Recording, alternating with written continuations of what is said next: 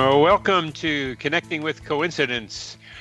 I am your host, Dr. Bernie Beitman, MD. I am a psychiatrist in private practice and a faculty member at the University of Virginia. Each week, my guests and I talk about meaningful coincidences, synchronicity, and serendipity. We discuss synchronicity from its many perspectives, spiritually, practically, and statistically. Why? To increase your connection to coincidences so that you can benefit from coincidence awareness in your life. I've written a book also called Connecting with Coincidence. Put that phrase, connecting with coincidence, in your browser to find my book, Psychology Today blog, website, and social media sites. If you want to know how sensitive you are to coincidences, go to my website to take the Weird Coincidence Survey, Connecting with Coincidence. Richard Tarnas, our guest today, is the founding director of the graduate program in philosophy, cosmology, and consciousness at the California Institute of Integral Studies in San Francisco. He teaches courses in the history of ideas, archetypal studies, depth psychology, and religious evolution. He was formerly the Director of Programs and Education at the Esalen Institute in Big Sur. His second book, Cosmos and Psyche, Intimations of a New Worldview, received the Book of the Year prize from the Scientific and Medical Network and is the basis for the upcoming documentary film Changing of the Gods. And his chapter on synchronicity in that book is a gem. He has served on the board of governors for the C.G. Jung Institute of San Francisco. Rick, such a pleasure to have you on the program and to be talking with you again. Thank you, Bernie. It's good to be with you. Wonderful, wonderful, wonderful. Let's just jump right into your personal coincidences, because we can branch out from there to so much. Tell us about that one at the Presidio in San Francisco. Sure. Just in general, I'm alert to synchronicities happening of a wide range, but every once in a while you get a coincidence that is so remarkable and has a kind of aura of the uncanny or of the numinous. The numinous, yeah. Yeah, that something sacred about it, or just unusually powerful, that even if one's accustomed to perceiving the remarkable number of synchronicities that take place in human life, nevertheless, this every once in a while you get one that is quite overwhelming. And in this case, this happened in relationship to the death of one of my closest friends, and I might point out that the more powerful kinds of synchronicities often seem to occur around deaths and births and major threshold experiences in life. That's something that's been observed by many students of coincidences and synchronicities. I add to that just the general term transitions, which gets you more general, but what you're talking about is more major, and high emotion as well as often need. Those three those contribute, but threshold is a nice way of talking about these more these larger ones, these more impressive ones. Yeah, with threshold, you bring in that kind of, well, of course, it's a kind of Jungian term, but you're bringing in that idea of really crossing a significant boundary that may open up another dimension, or in this case, it's just we're talking about births and deaths of all kinds, symbolic as well as literal. So in this case, my friend was his name was Charles Harvey, and he was from England. He lived in England, and when he came, but we often visited each other when we were in each other's countries. But he suddenly died. Interestingly, he died right on my 50th birthday. And when I heard about the news from his wife, who wrote to me, in England. And but because members of the family also lived here in the San Francisco Bay Area, a couple months after the death, we the family, that part of the family that lived here, wanted to celebrate the, honor and have a kind of memorial for Charles here in the Bay Area. And we set up a place that we would meet in the Presidio, near the Officers Club there, that someone in the family thought was an appropriate place for getting together and just having an informal little memorial where a group of about 8 of us would just recall his life and honor him. So we came to meet at this place in the Presidio, and it was very clear at once that it wasn't an appropriate place. It was really, it had a lot of people there in a kind of restaurant kind of atmosphere, and so we regrouped out in the parking lot and thought, where should we go? And I remembered that there was a chapel in the Presidio that was right next to a very, to an old cemetery where members of the military, going back to the through the 19th century, were buried. And so it was a Sunday early afternoon, and we drove about a mile through the Presidio to where the chapel was. It overlooks the bay and the Golden Gate Bridge. And we came in, and I saw the chaplain, or the minister whose chapel it was. I found him in the near the sanctuary, and asked him if there's any way we could just have this quiet little gathering in the chapel for a half an hour, 45 minutes, and he said sure.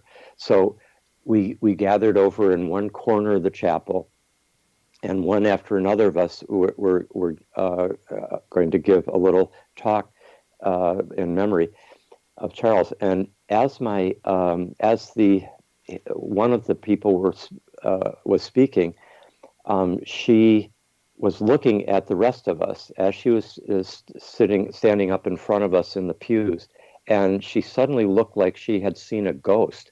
She seemed to be looking just over our shoulders, and we were trying to figure out what had happened. And then we turned our heads to see what she was looking at, and there, right on the wall, was this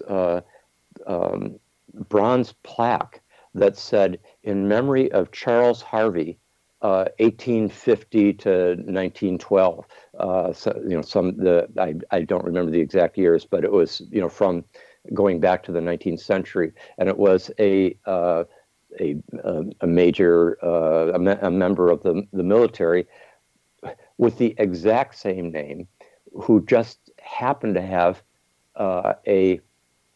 this plaque right next to the place that we had completely accidentally, or more or less randomly, ended up at the last minute to hold this memorial for him with that exact same name. And there was, we all had a sense of, two things.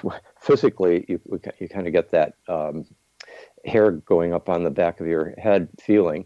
Yeah. But in addition, there was a distinct sense of presence of the person who we had lost, that in some sense he was there, that he, or at least the universe was honoring him in this way, by kind of configuring circumstances that allowed us to feel that more was going on than meets the eye in a kind of disenchanted way.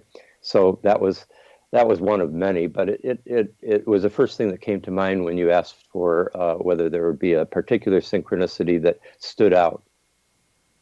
Yes. We have 2 minutes left in this segment, and I want to begin the question about how you think that coincidence, that meaningful coincidence, that synchronicity happened with your group in that chapel at that time.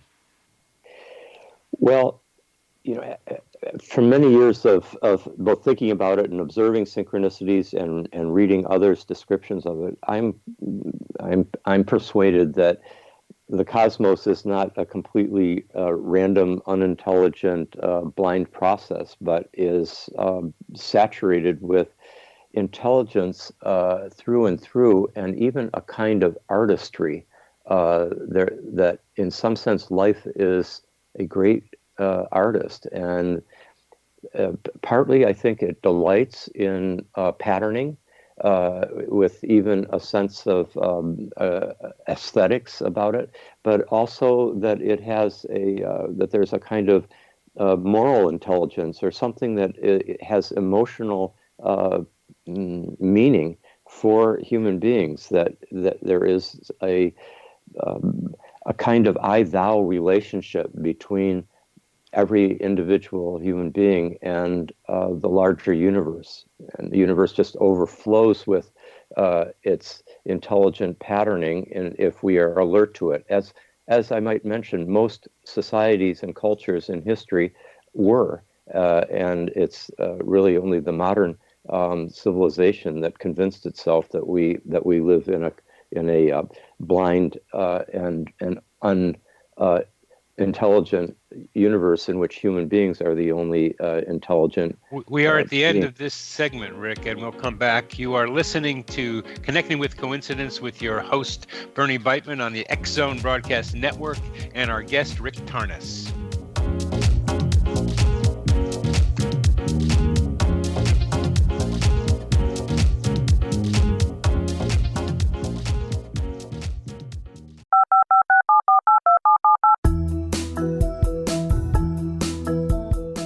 Did you know that when you're on the road with limited data or Wi-Fi, you can still listen to the X Zone Radio Show with Rob McConnell, The Science of Magic with Gwilda Wiyaka, X-1, Dimension X, Space Patrol, and every minute of the X Zone Broadcast Network by calling 213-401-0080, courtesy of Audio Now.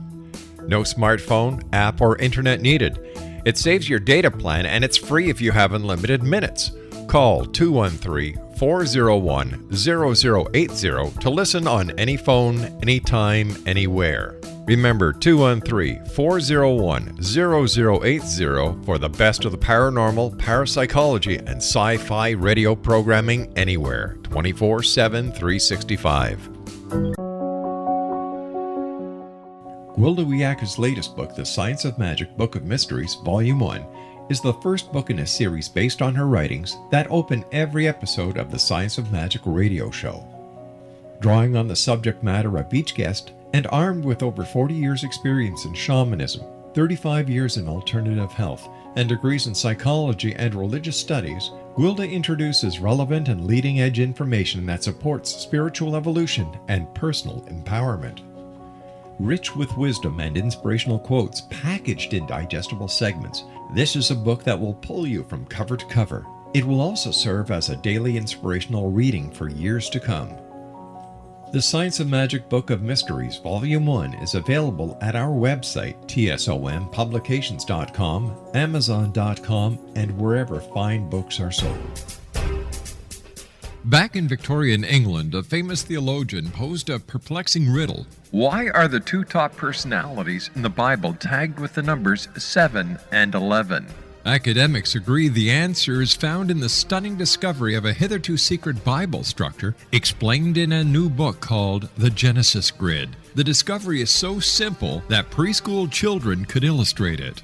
Certain claims are hugely controversial and may offend some, but at the X Zone, we've studied this awesome new book and agree with one expert, and I quote, "These discoveries appear to be beyond coincidence." So who or what hid this wonderful pattern in the Bible, and what might they do next? Find out more, X Zone Nation, and read reviews on www.genesisgrid.co.uk. That's www.genesisgrid.co.uk.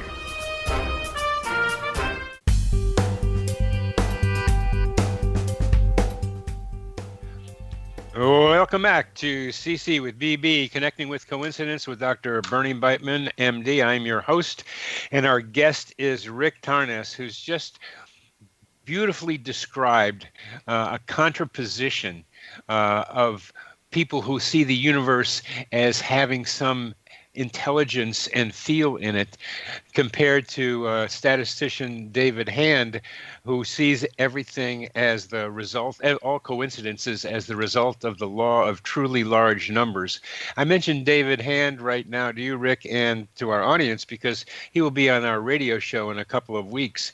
And the difference is so vast, so amazing between random and how you just described it, Rick, that it continues to astound me. And it becomes almost a choice our listeners have to look at it in either directions, as they will see from that interview with David Hand. Rick, that was beautifully said. And I'd like to know, tell our listeners just how you got tuned in to coincidences, because one of your contributions in Cosmos and Psyche is a very simple, elegant description of how many people become tuned into coincidences. Some get hit in the face with a big one. Some of them just gradually come through through their lives. I think some people are even born, as I think I was, to just see them. Just something in our makeup that makes us see them. So how did you come to your coincidence, your synchronicity awareness?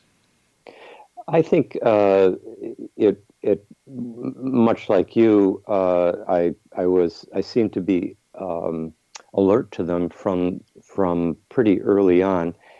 Of course, I studied depth psychology at university, which Jung, Carl Gustav Jung, one of the major founders of depth psychology, along with Freud and, well, William James in a sense, but many others. But Jung in particular is, of course, the person who came up with the whole concept of synchronicity, or he named the phenomenon that we've just been talking about of meaningful coincidences in which the patterning of events seems to be is so striking and so meaningful that it gives the impression of having been purposefully orchestrated by some larger intentionality. And so I was studying Jung at Harvard, which was probably one of the few places where Jung was taught in psychology, in a psychology department. And so I was alerted to a whole theoretical understanding of it from that point. And then, as you mentioned, I think I've observed with many people a certain series of stages where first there'll be little patternings, coincidences that can be brushed off as being either so trivial or not sufficiently potent that it makes one think anything really deep's going on. But at some point, something can happen that has real, almost like metaphysical implications, and it knocks one back. It shakes your skepticism, and opens up another way of experiencing life.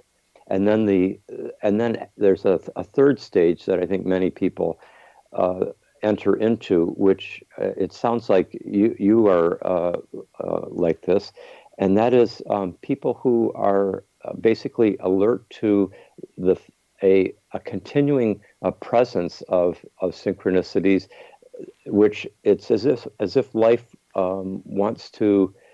I mean, synchronicities, and we can pursue this in a few minutes if you'd like, but synchronicities seem to serve different purposes. They're not one cookie cutter meaning.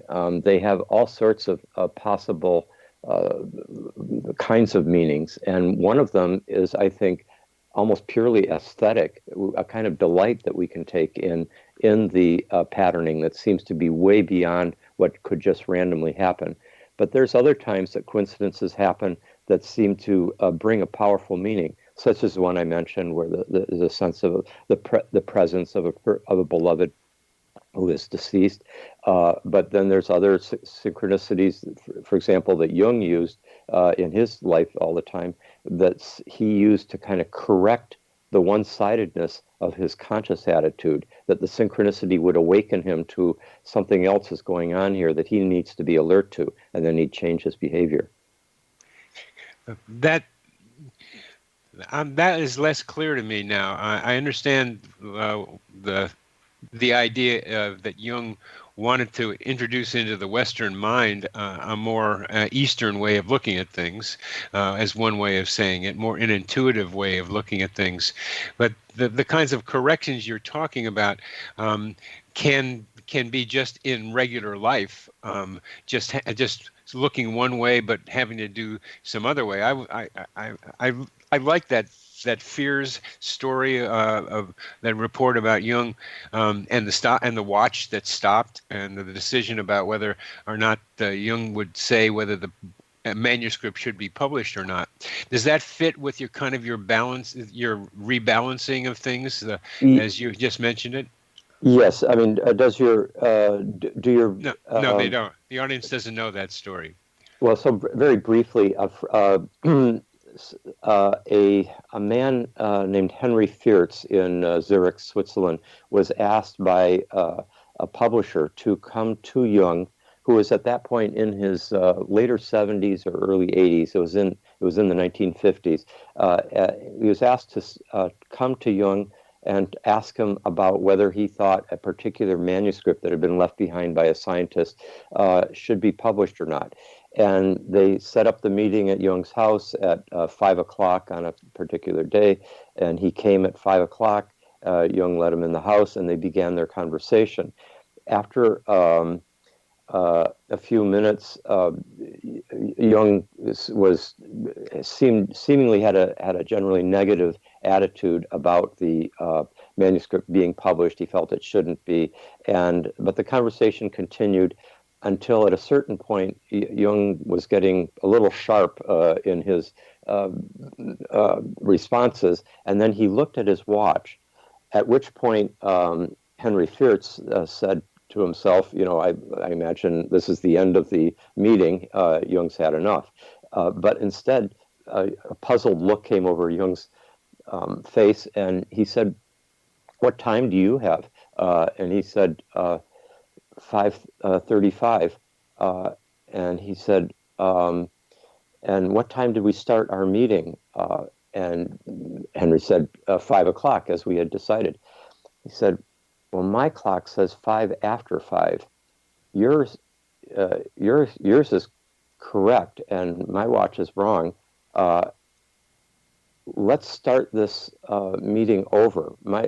He said, "My watch has actually just been thoroughly gone over by a Swiss repairman who really knows what he's doing, sure. And should be working perfectly. My watch is wrong.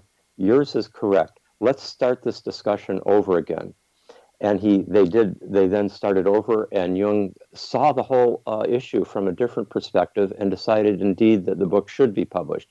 Now, what Jung was basically doing there is he saw immediately that there was a parallel between the stoppage of his watch and a kind of malfunction of his timepiece, and a stoppage and a malfunction in his thinking, that both of those coincided just a few minutes after the beginning of the meeting.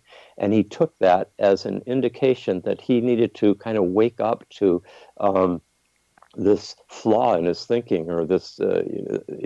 He used the external coincidence, which is not an overwhelming coincidence by any means, but apparently people who knew him said he was constantly alert, much in the way a shaman is in a tribal society, or Chinese sages who paid attention to the I Ching were just very attentive to such patternings as a way of getting a message from the whole to the part, and the part being Jung's narrow consciousness, and for him to wake up to the fact that something bigger is going on here. So he saw the patterning. He could read symbolic parallels like that, the way other people read a newspaper, but he did more than that. He used the coincidence as a wake-up call to realizing a certain limitation in how he was thinking about things at that moment. That message of the whole to the part, it's a great line. It's a great way of thinking about it. And coincidences are a way of describing, or synchronicity was another definition he had, was things falling together in time, events falling together in time. That what he described as the Chinese way of looking at things, things are all of a whole at any one moment. That's right. He very much was influenced by the Chinese science and Chinese philosophical religious traditions, such as we see in the I Ching. But your line I hadn't heard of, the whole communicating to the part. That's a beautiful image, and that's the way he saw it. In your book, you describe how he's tuned in to sitting in the lapping of the waves at the lake and the wind making sounds on his window and birds making sounds around him, that he was tuned in to what was going on around him on a regular basis. And it's a very wonderful way of living and tuning into things. We're coming to the end of this segment, and you are listening to Connecting with Coincidence with your host, Bernie Beitman, MD, on the X-Zone Radio Broadcast Network, and our guest is Rick Tarnas. We'll be back after a short break.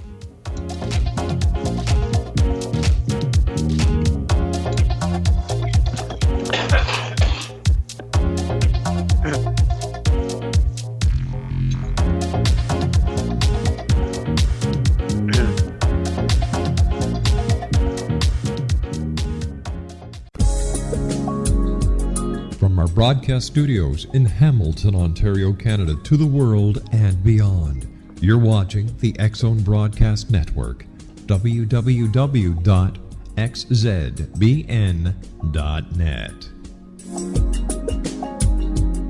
AVS Media Den.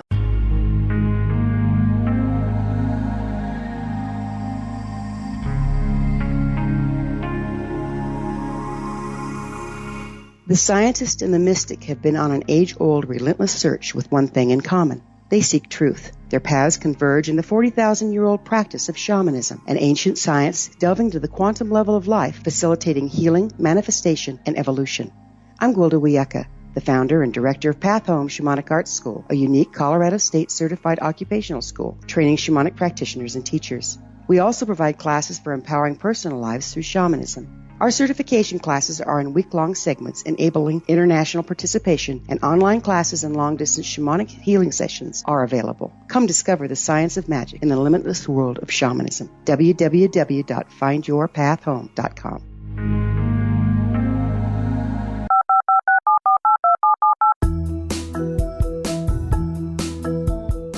Did you know that when you're on the road with limited data or Wi-Fi, you can still listen to the X-Zone Radio Show with Rob McConnell, The Science of Magic with Gwilda Wiyaka, X-1, Dimension X, Space Patrol, and every minute of the X-Zone Broadcast Network by calling 213-401-0080, courtesy of Audio Now.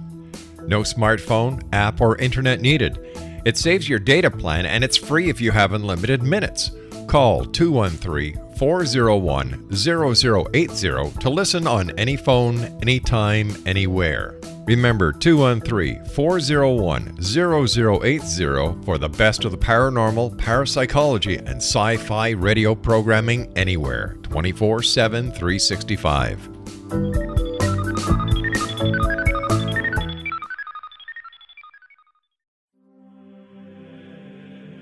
Rob McConnell here, presenting an overview for Nicholas Paul Jennings, author of a fascinating book, Amen. It presents facts revealed by Egyptologists, facts that enable us to understand why Amen is the beginning of creation of God.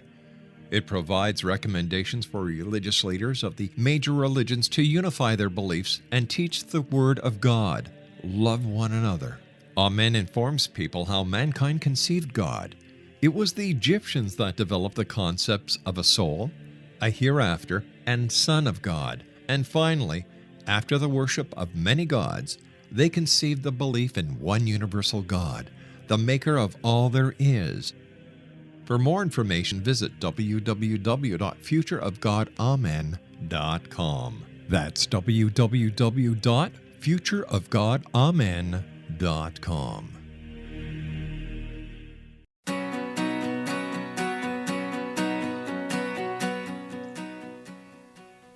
Welcome back to CC with BB, Connecting with Coincidence.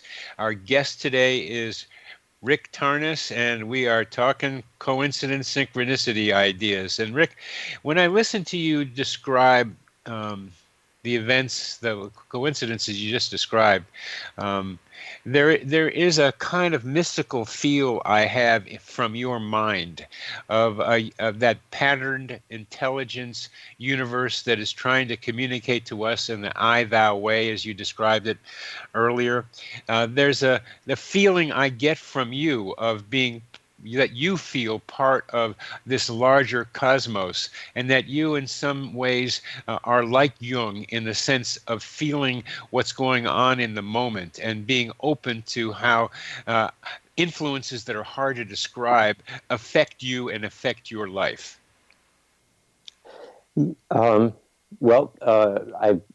I do experience them, I think, in a way that is perhaps similar, and do have both an emotional but also, I think, philosophical response to their existence that, yeah, I think you could describe in that way. I think it's an important part of life that if we're impoverished if we don't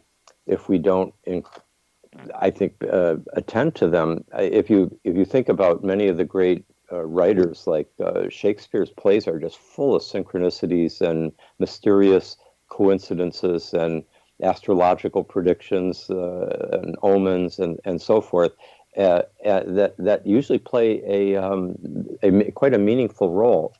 I remember the novelist Milan Kundera once wrote that it's wrong to chide the novel for being fascinated by mysterious coincidences, but it is right to chide man for being blind to such coincidences in his daily life, for he thereby deprives his life of a dimension of beauty. And I think he's particularly coming at it from the aesthetic point of view as a novelist, Kundera.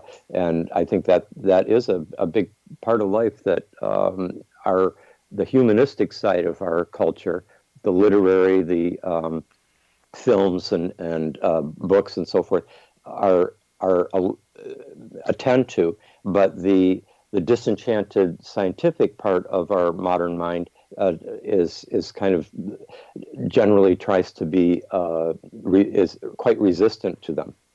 Yes, and I am thinking of your mind in particular, and that's a beautiful quote from Kundera. I'd heard it and glad to hear it again.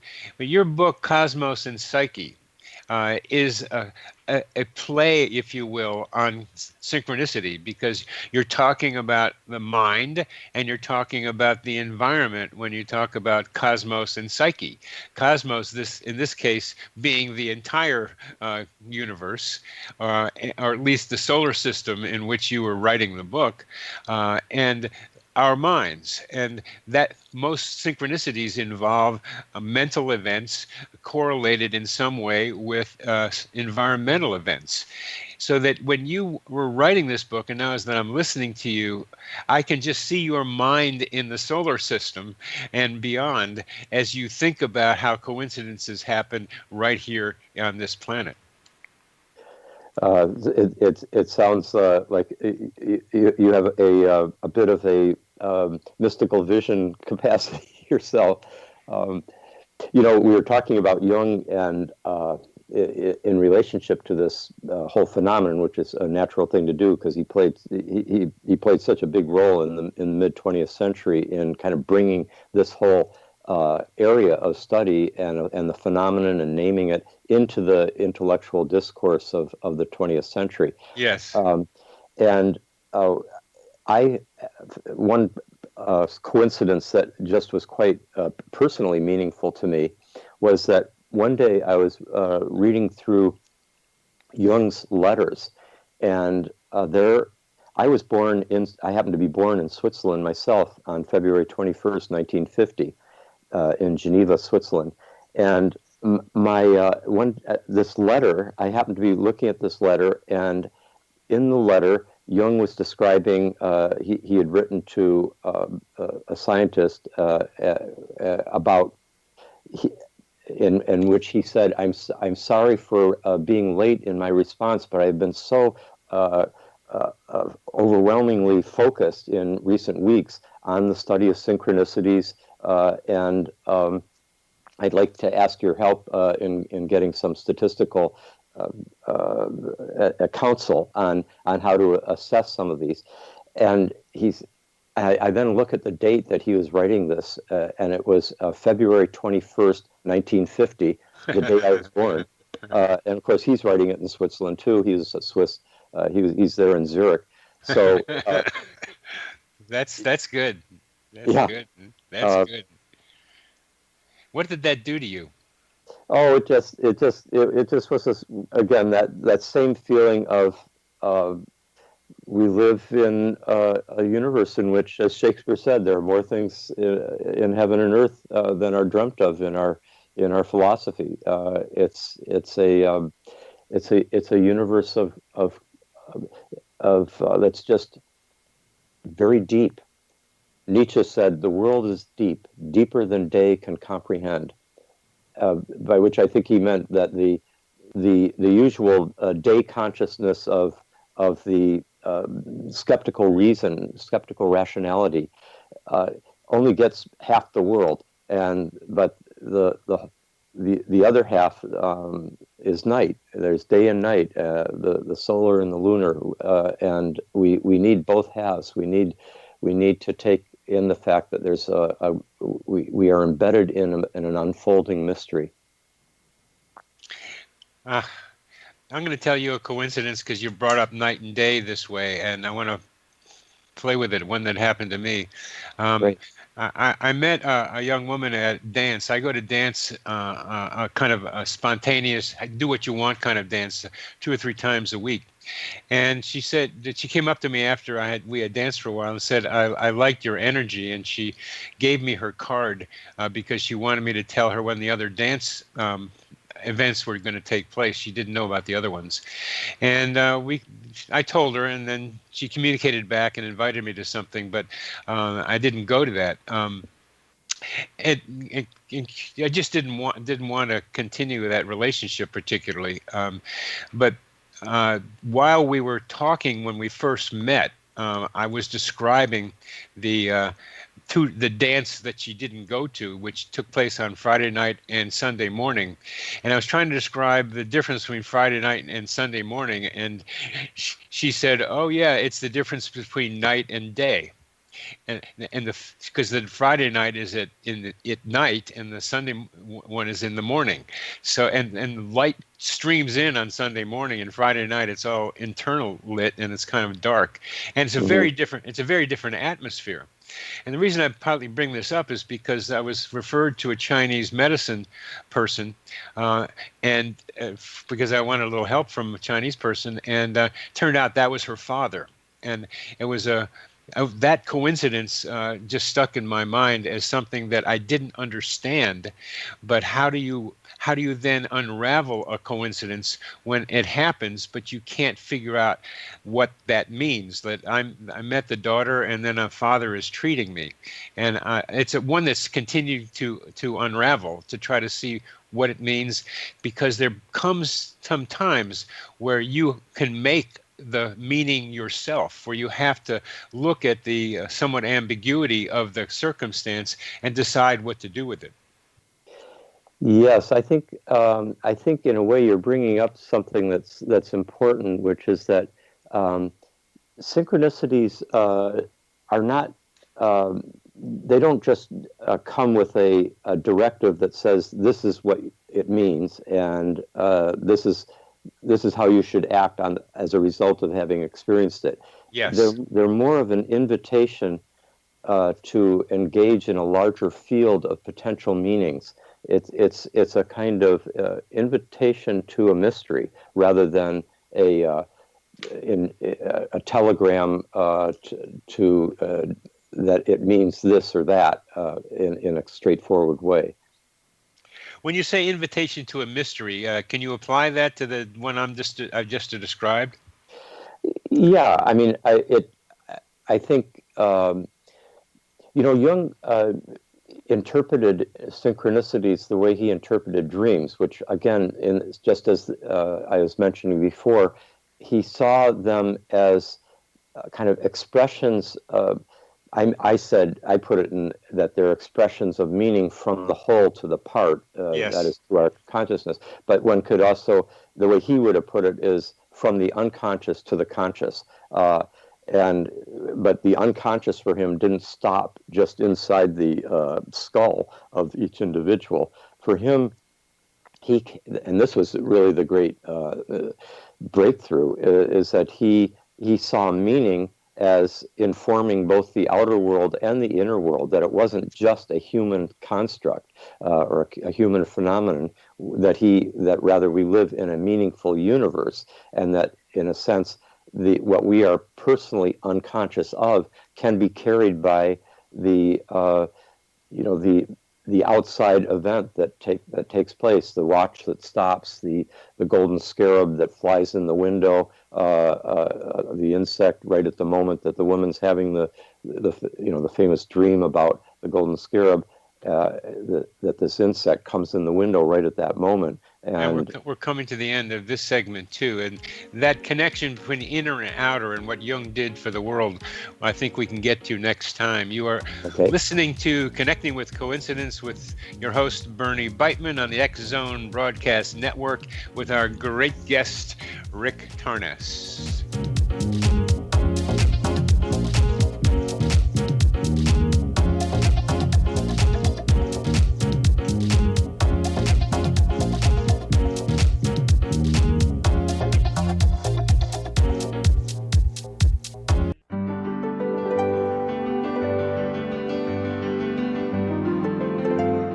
Named one of the world's greatest psychics, Elizabeth Joyce is now giving readings worldwide via Skype.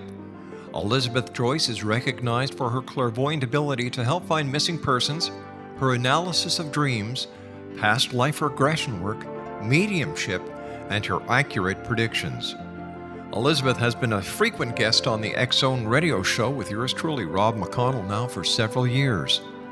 For an appointment with Elizabeth Joyce, call 201-934-8986 or Skype at elizabeth.joyce. And for more information, you can always visit Elizabeth Joyce online at www.new-visions.com.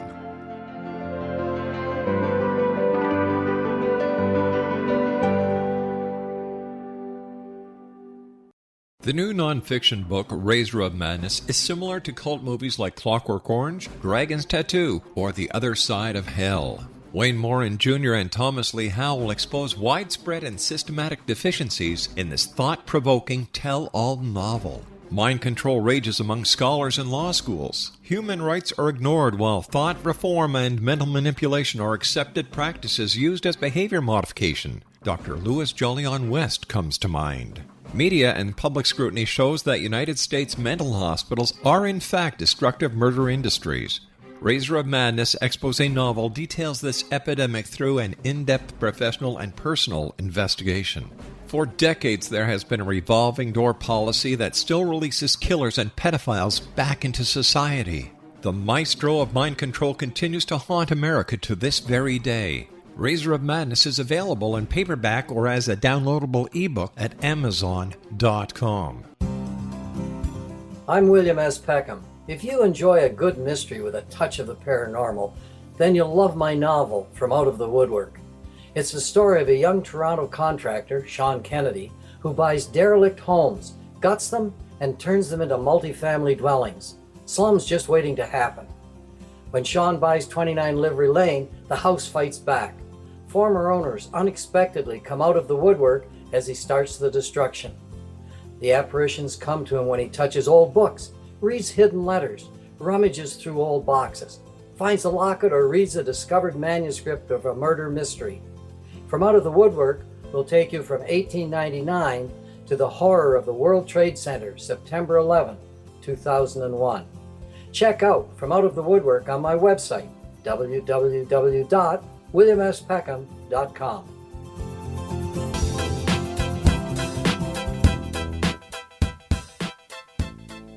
Welcome back to CC with BB, Connecting with Coincidence with Dr. Bernie Beitman, MD, and our guest today is Rick Tarnas, and we're going cosmos on this. Cosmos and Psyche, we're getting out into the broad universe and putting our minds out there with Rick, who's there and helping me get there again, and it's a pleasure being out there with you, Rick.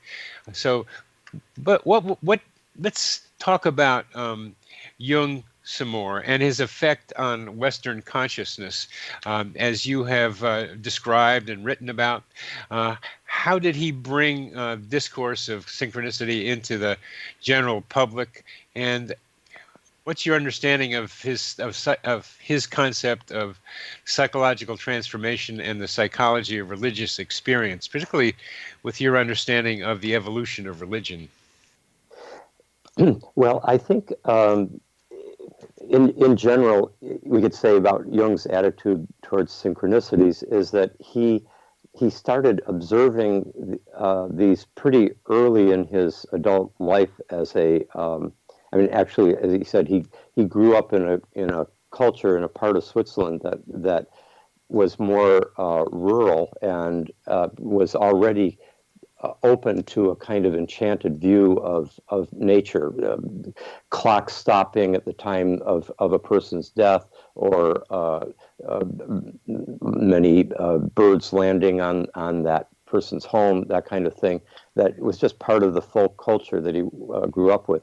But, and Freud too, now that you mention it, was true. born in rural areas outside of Vienna, and was also more open to Hasidic kinds of thinking, which were more of a mystical bent than what happened in the big city.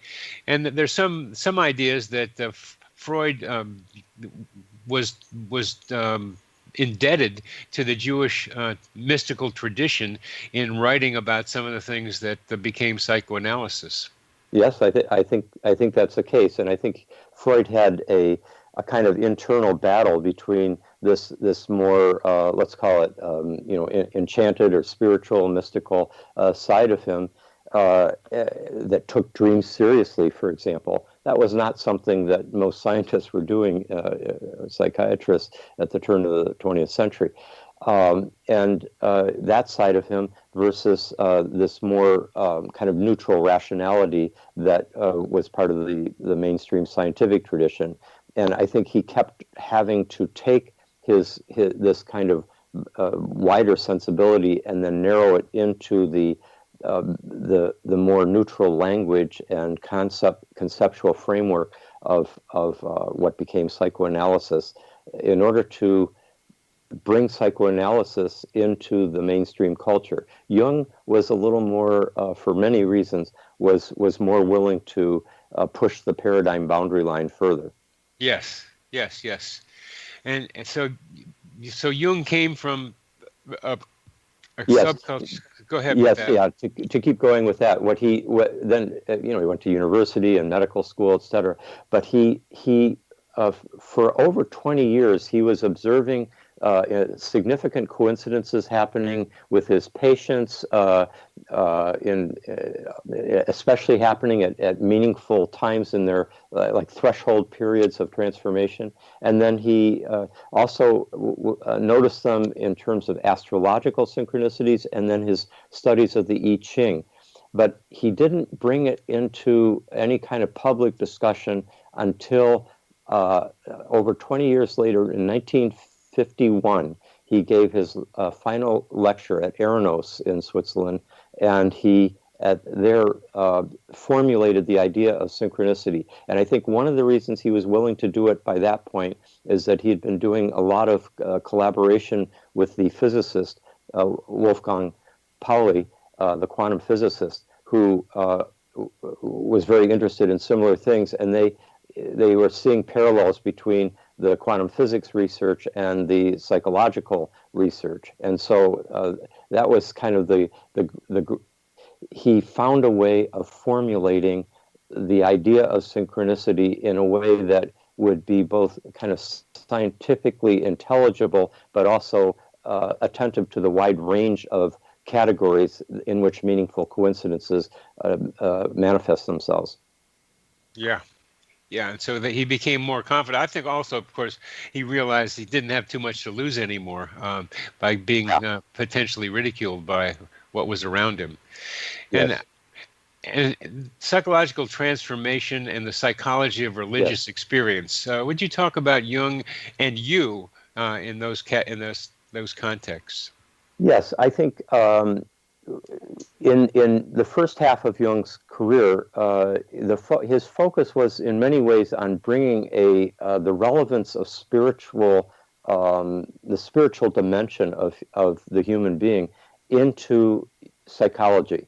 Yes. And that was an enormous contribution, and he opened that up, reopened that up, and he, in doing that, his basic point was that all religions have a basis in direct religious experience that takes place inside the human psyche, in which there is an encounter with the sacred, with the numinous, and that in order to have an authentic religious life, one has to attend to that the interior, this interior encounter with the sacred, with the archetypal dimension of the deep psyche, and for him, dreams, art, myth, etc., were all, as well as religious ritual, could all play a role.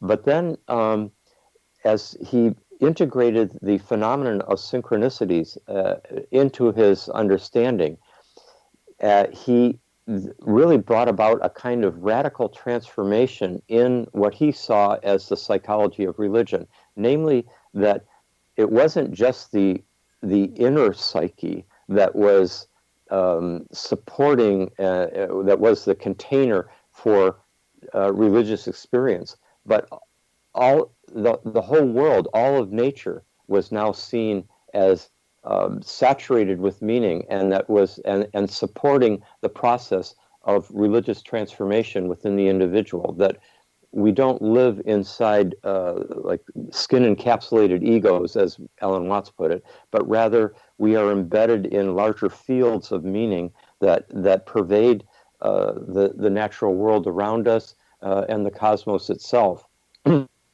And so at that point, in a sense, he's opening up spirituality to a kind of ecological, cosmological whole, rather than have it be limited to just its man and God, as it used to be said in that kind of masculine patriarchal way, that it's all about just those two beings, instead of this much more global and I think generous spiritual vision. We only have about 3 minutes left, and I've come to believe that synchronicity awareness can be a spiritual path. And by that I mean is seeing what you just described, that the world is filled with meaning, that when we're walking around, there are what we might call symbols all around us, and that have meaning, that often have meaning for us. You can overdo that to self-aggrandizement or paranoia, if you will. But if you can find a neutral median where you can see that things around us are in a way talking with us, involved with us, trying to maybe have something to do with us, to please us aesthetically, as you described. It's so much fun. There's so much playfulness in coincidences sometimes. Sometimes I have to say, what are you guys doing? Well, how come this is well, what you doing with this? And another person on the show says, yeah, they're very funny, these guys out there, however you animate it. It's all all like play and to potential enjoyment, and being able to tune into that. You can't do that all the time. Sometimes you have to drive your car. Sometimes you have to eat what you're eating. Sometimes you have to take care of your children or relate to somebody directly. But how does one, in this last couple of minutes we have, go back and forth to being able to be tuned in and then also do regular five sensory reality? Well, I think it's a matter of being able to hold the multiplicity of our human faculties in play all the time, and be able to kind of skillfully move between these different modes. It's a balancing act. It's a capacity to hold the tension of opposites, as Jung would say. I think to not be open to them is a kind of intellectual blindness and an impoverishment of life. You were bringing up the evolution of religion, and I think you can see that if we go way back, that all societies, all cultures that we know of, were essentially synchronistic cultures. They lived in a world in which this kind of patterning was pervaded all of nature. It's called participation mystique. It was a mystical participation in life. And then that got concentrated with the great axial religions, say, like Judaism and we only have about 20 seconds left. Oh my goodness! Yes, okay. Oh my goodness, is right. Well, today, just to finish off, today I think we're coming back to a recognition that we live in a much more mysterious universe than the mainstream modern mind accounted for, and we can be grateful for that opening. Yes, and you're very much helping with that. Thank you very much, Rick. It's been a great pleasure having you and listening to you. You've been listening to Connecting with Coincidence on the X Zone Broadcast Network.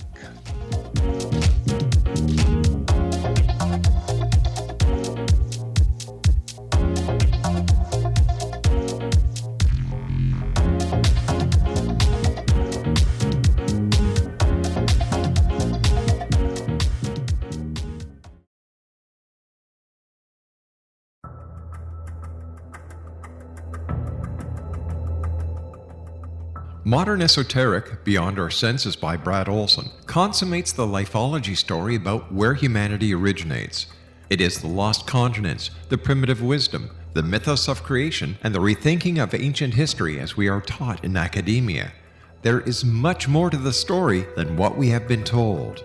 As this is the first book in the Esoteric series, Modern Esoteric starts at the beginning of time and accelerates up to this modern age.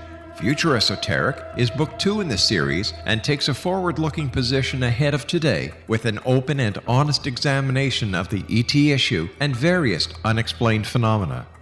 To discover the writings of author Brad Olson, visit www.bradolson.com. That's www.bradolson.com.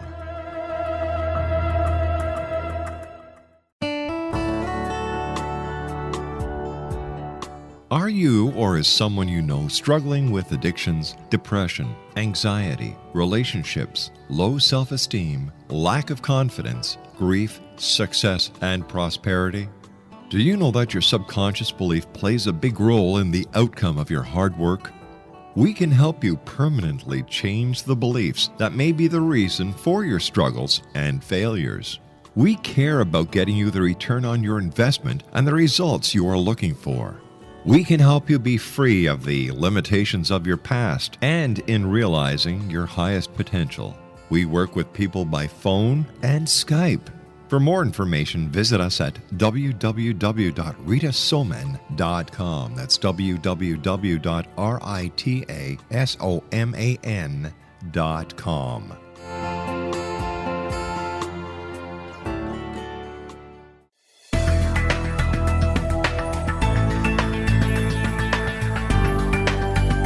Do you think you have energy problems in your home? Do you feel better when you're away than when you're home? Joey Korn is a global leader in the world of dowsing who specializes in personal energy clearing and space clearing. He can help you create an ideal energy environment in your home no matter where you live in the world. Learn about his remote spiritual house cleaning services and much more at www.dowsers.com. You can get Joey's book, Dowsing, A Path to Enlightenment, as well as other dowsing books and tools, Kabbalah books, and Walter Russell books.